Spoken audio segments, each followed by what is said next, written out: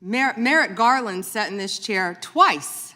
Attorney General Bondi. No, can I finish my answer? No, I'm going to reclaim my time because I asked you a specific question that I would like you to answer, which is, will you turn to the survivors? This is not about anybody that came before you. It is about you taking responsibility. Picture this for a moment. You're told the government finally opened the files on one of the worst sex trafficking operations in modern history. You expect sunlight, accountability, names of the powerful who enabled it. Instead, the powerful are blurred out and the victims are exposed. That's the contrast at the center of this hearing. Not left versus right, not politics as usual. It's something simpler. Who does the system protect when the pressure is on? Because when the Department of Justice releases information that shields elites and exposes survivors, it stops looking like incompetence and starts looking like design. That's the moment Congresswoman Pramila Jayapal forced into the open with Attorney General Pam Bondi. Protect their identities. Let me show you what actually happened.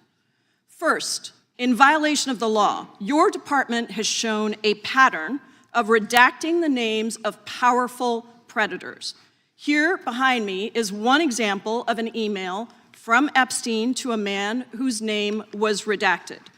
The email reads, quote, "Where are you? Are you okay? I loved the torture video."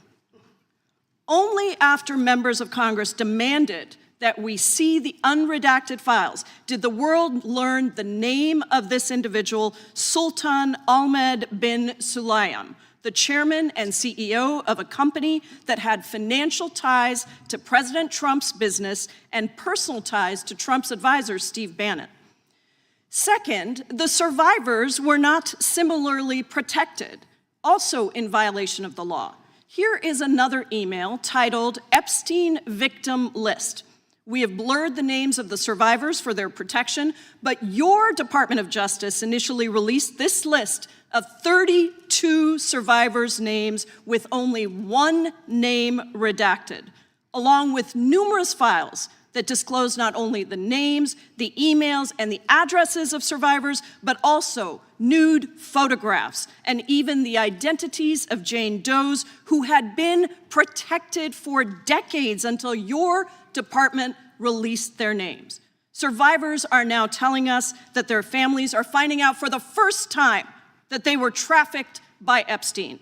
In their words, quote, "This release does not provide closure. It feels like a deliberate attempt to intimidate survivors, punish those who came forward, and reinforce the same culture of secrecy that allowed Epstein's crimes to continue for decades." To the survivors in the room, if you are willing, please stand.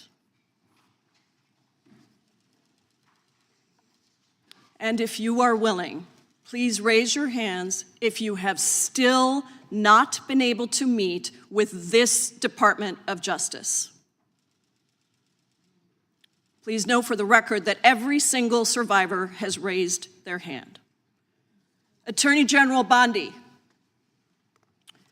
you apologized to the survivors in your opening statement for what they went through at the hands of Jeffrey Epstein. Will you turn to them now and apologize for what your Department of Justice has put them through with the absolutely unacceptable release of the Epstein files and their information?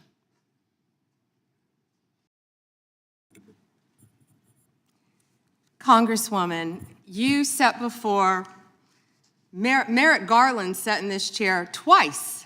Attorney General Bondi. No, can I finish my answer? No, I'm going to reclaim my time because I asked you a specific question that I would like you to answer, which is, will you turn to the survivors? This is not about anybody that came before you. It is about you taking responsibility for your Department of Justice and the harm that it has done to the survivors who are standing right behind you and are waiting for you to turn to them and apologize for what your Department of Justice has done. Members get to ask the questions, the witness gets to answer in the way they want to answer. Attorney General can That's respond. not accurate, Mr. Chairman. Because she doesn't It is like the my answer. time. So, Mr. Chairman, why I have asked didn't a she ask question. Merrick Garland this? I am twice reclaiming when my he sat in time, and when I will reclaim my continue to time, answer. it is Mr. Chairman, the my gentlelady's time. I'm reclaimed her not going time. to get in the gutter for her theatrics. The time belongs to the gentlelady. The gentlelady has 17 seconds. Thank you. You're not going to answer this question, so let me just Chairman, say I'll this. direct it to What a you. massive No, I'm cover-up. answering a Mr. question. Chairman, will you restore her time? The witness is I'm not going to get in interrupting. the gutter with this woman. Stop the She's time doing and theatrics. let me have my The time. gentlelady from Washington controls the time. The gentlelady has 17 seconds. You can proceed with your final Thank you. 17 seconds. What a massive cover-up this has been and continues to be.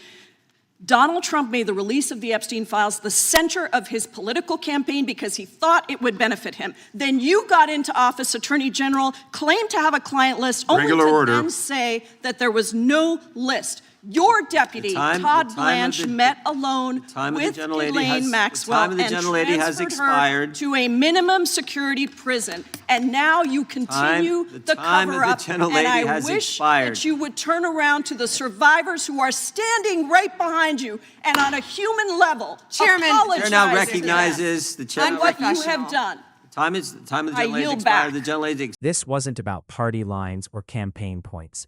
It was about whether the people with power will acknowledge harm when it's right in front of them. If institutions can't do that much, can't even turn around and say, we're sorry, then transparency laws don't mean very much. And that's the part that should worry everyone. Because this isn't about one attorney general. It's about how the system behaves when no one forces it to look back.